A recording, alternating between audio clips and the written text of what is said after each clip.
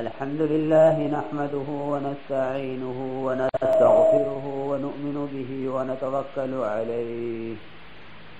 ونعوذ بالله من شرور أنفسنا ومن سيئات أعمالنا ونعوذ بالله من شرور أنفسنا ومن سيئات أعمالنا ونعوذ بالله من شرور أنفسنا ومن سيئات أعمالنا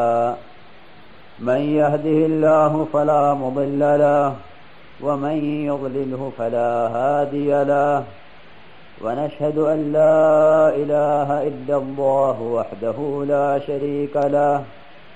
ونشهد أن سيدنا ونبينا ومولانا محمدا عبده ورسوله صلى الله عليه وعلى آله وبارك وسلم تسليما كثيرا كثيرا أما بعد فأعوذ بالله من الشيطان الرجيم بسم الله الرحمن الرحيم والذين جاهدوا فينا لنهدينهم سبلنا وإن الله لمع المحسنين وقال الله سبحانه وتعالى ولتكن منكم أمة يدعون إلى الخير ويأمرون بالمعروف وينهون عن المنكر وأولئك هم المفلحون وقال الله سبحانه وتعالى إنما يعمر مساجد الله من آمن بالله واليوم الآخر وأقام الصلاة وآتى الزكاة ولم يخش إلا الله فعسى أولئك أن يكونوا من المهتدين وقال عليه الصلاة والسلام لغدوة أو روحة في سبيل الله خير من الدنيا وما فيها او كما قال عليه الصلاة والسلام۔ میرے بھائیوں، دوستوں اور بزرگوں، کامیابی کا صرف ایک ہی راستہ ہے۔ کامیابی کا صرف ایک راستہ ہے۔ محنتیں چاہے بہت ہو رہی ہوں، لیکن ہر محنت پر اللہ کی طرف سے نہ کامیابی کا وعدہ ہے اور ہر محنت پر نہ ہدایت کا وعدہ ہے۔ ہدایت کا وعدہ وہ ہر محنت پر نہیں، کامیابی کا وعدہ ہر محنت پر نہیں، بلکہ والذین جاہدوا فینا لنہدینہم سبلنا، ہدایت کے دینے کا وعدہ اور کامیابی کا وعدہ وہ اس محنت پر ہے جو محنت صحیح محنت ہو اور انبیاء علیہم السلام کی محنت سے میل کھاتی ہو، انبیاء علیہم السلام کی محنت کے مطابق ہو۔ دنیا میں محنتیں بہت سی ہو رہی ہیں اور لوگ کامیابی کی بہت محنتیں کر رہے ہیں، مختلف لائنوں سے کوششیں ہو رہی ہیں کامیابی کی، کہ تاجر تجارت کی محنت میں، کاشتکار زمینداری کی محنت میں، ملازم ملازمت کی محنت میں، حاکم حکومت کی محنت میں، ہر ایک اپنی محنت میں آگے بڑھا ہوا ہے اور اپنی کوشش میں پوری جان اور مال لگا رہا ہے، لیکن اللہ تعالی کی طرف سے ہدایت کے ملنے کا وعدہ، وہ ہدایت جس کے بغیر کامیابی نہیں ہے، وہ ہدایت جس کے علاوہ کوئی راستہ ہی نہیں ہے کامیابی کا، اس کے لیے اللہ نے انبیاء علیہ السلام والا ایک راستہ متعین کیا ہوا ہے۔ دنیا میں جب بگاڑ آتا ہے اور جب دنیا کے حالات بگڑتے ہیں تو اللہ تعالیٰ ان حالات کو صحیح محنت کرنے والوں کے ذریعے سے بدلتے ہیں۔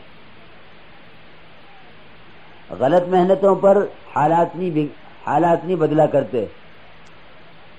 اگر ساری دنیا کے جانور انسانوں کو پھاڑ کھانا چھوڑ دیں، ساری دنیا کے جانور وہ اچھے کام کرنے لگیں، دنیا میں کوئی تبدیلی اس سے نہیں آئے گی۔ کہ بارشیں وقت پہ ہو جائیں، زلزلے ٹھہر جائیں، کہ جانوروں کے کسی اچھے عمل سے دنیا میں کوئی تبدیلی نہیں آئے گی، اس لیے کہ اعمال ان سے متعلق نہیں ہیں اور نظام عالم کا ان سے کوئی تعلق نہیں ہے، کہ جب انسان حیوان بنتا ہے تو اس سے بھی نظام عالم متعلق نہیں رہتا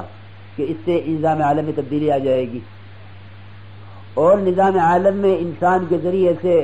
کامیابی اور انسان کے ذریعے سے رحمت اور انسان کے ذریعے سے برکت اور انسان کے ذریعے سے نظام درست ہو جائے، کیونکہ یہ انسان کے ذریعے سے پھر نہیں ہوتا، بلکہ اس کی بدعملیوں کی وجہ سے نظام عالم بدل جاتا ہے۔ اللہ تعالیٰ جو سکون اور چین اور جو عافیت لاتا ہے، جو برکتیں لاتا ہے، وہ انسان کے عملوں کے اعتبار سے لاتا ہے۔ ظہر الفساد فی البر والبحر بما کسبت ایدی الناس، کہ پوری زمین آسمان کے درمیان جو فساد ہے وہ انسان کے جسم سے نکلنے والے عملوں کی وجہ سے ہے۔ اس کے جسم سے نکلنے والے اعمال جب درست ہو جاتے ہیں تو اللہ تعالیٰ نظام عالم درست فرما دیتے ہیں۔ میرے دوستو بزرگوں، سوائے انسان کے کسی چیز سے نظام عالم کا تعلق نہیں ہے، نہ ہتھیاروں سے کوئی تعلق ہے، نہ حکومتوں سے کوئی تعلق ہے، نہ تاجروں سے کوئی تعلق ہے، نہ سرمایہ داری سے کوئی تعلق ہے، نہ زمینداری اور ملازمتوں سے کوئی تعلق ہے، نہ عہدوں سے اور کرسیوں سے اس کا کوئی تعلق ہے۔ نظام عالم کا کسی سے کوئی تعلق نہیں سوائے انسان کے۔ اگر ایک ننگا بھوکا آدمی اپنے جسم سے نکلنے والے عمل درست کر رہا ہے تو اللہ تعالیٰ اس ننگے بھوکے آدمی کی بنیاد پر نظام عالم چلائیں گے۔ فرب اشعث اغبر مدفوع بالابواب لو اقسم علی اللہ لابرہ، کیونکہ ایک آدمی ایسا جس کی کوئی حیثیت نہیں، بال اس کے بکھرے ہوئے، غبار آلود، بظاہر کوئی حیثیت اس کی نہیں ہے، اگر وہ کوئی بات کہے تو سنی نہ جائے، اگر وہ کہیں اپنی شادی کا پیام دے تو قبول نہ کیا جائے، اگر دروازوں پہ جاوے تو دھکے دے دیے جائیں، لیکن اللہ کی ذات سے تعلق ان کا اتنا قوی ہوتا ہے، اللہ کی ذات سے تعلق اتنا قوی ہوتا ہے کہ اگر اللہ پر قسم کھا بیٹھے کسی بات کے اندر تو اللہ تعالیٰ ان کے اس کام کو پورا کر کے ان کو قسم سے بری کر دے۔ تو مال پر یا عہدوں پر اس پر نظام عالم اس سے متاثر نہیں ہوتا، بلکہ نظام عالم کا تعلق ایک عام آدمی کے جسم سے نکلنے والے عمل سے متعلق ہے۔ اس لیے جتنا بگاڑ اور جتنا فساد ہے، اس سارے فساد کے ختم ہونے اور ہدایت کے اور رحمت کے اور برکتوں کے آنے کا وہ واحد راستہ یہ ہے کہ انسانوں پر محنت کی جاوے، اس لیے کہ انسان کے علاوہ کوئی عمل کی مشین نہیں ہے۔ نماز کا عمل، روزے کا عمل، حج کا عمل، زکوٰۃ کا عمل، اعمال صالحہ، اخلاق، معاشرہ، معاملات، ایمانیات، خدا کی رضا والے کام، ان سب کا 100% تعلق وہ صرف انسان سے ہے۔ اگر سائنس ترقی کر کے اپنی آخری حد کو پہنچ جاوے لیکن انسان کے علاوہ سے کوئی عمل بن جاوے، یہ نہیں ہو سکتا۔ اس کی دماغ کی سوچ، اس کے دل کے ارادے، اس کے جسم سے، اس کے ہاتھوں سے، پیروں سے، اس کی شرمگاہ سے، اس کے اعضاء سے نکلنے والے اعمال، کیونکہ اس پر نظام عالم چلے گا۔ اس لیے انسان کے علاوہ کوئی عمل کی مشین نہ ہے، نہ آئندہ کبھی بن سکتی ہے۔ اللہ تعالیٰ نے انسان کو سب سے زیادہ قیمتی بنایا ہے۔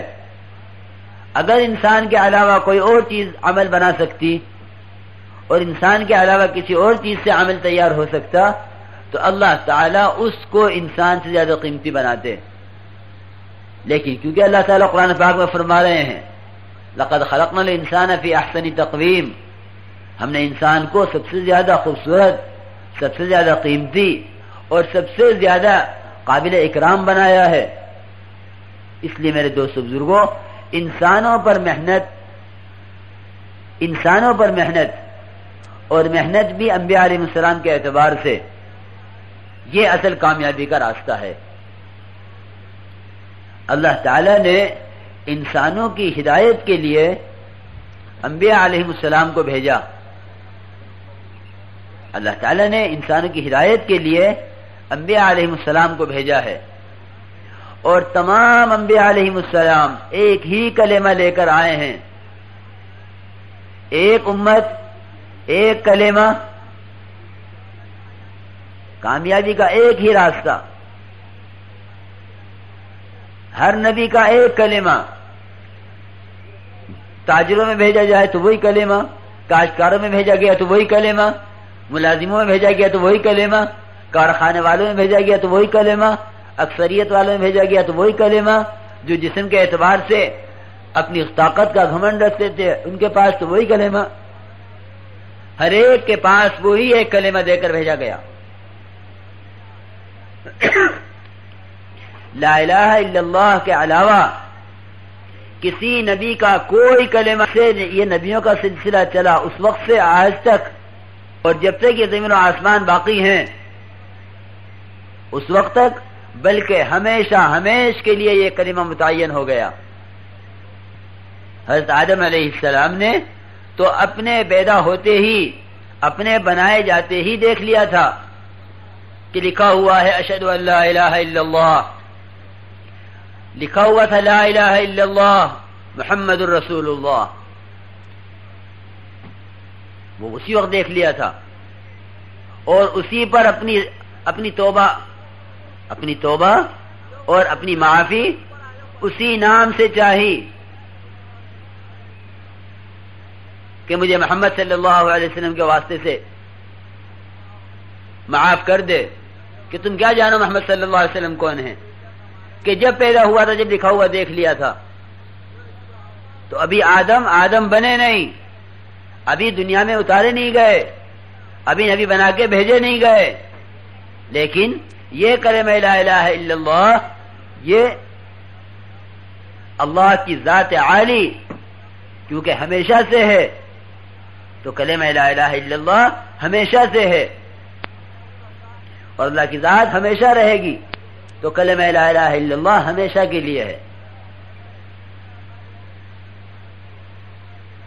یہ کلمہ کسی زمانے میں متاثر نہیں ہوا، نہ تاجروں سے، نہ کاشتکاروں سے، نہ ملازموں سے، نہ اکثریت والوں سے، نہ حکومت والوں سے، یہ کبھی متاثر نہیں ہوا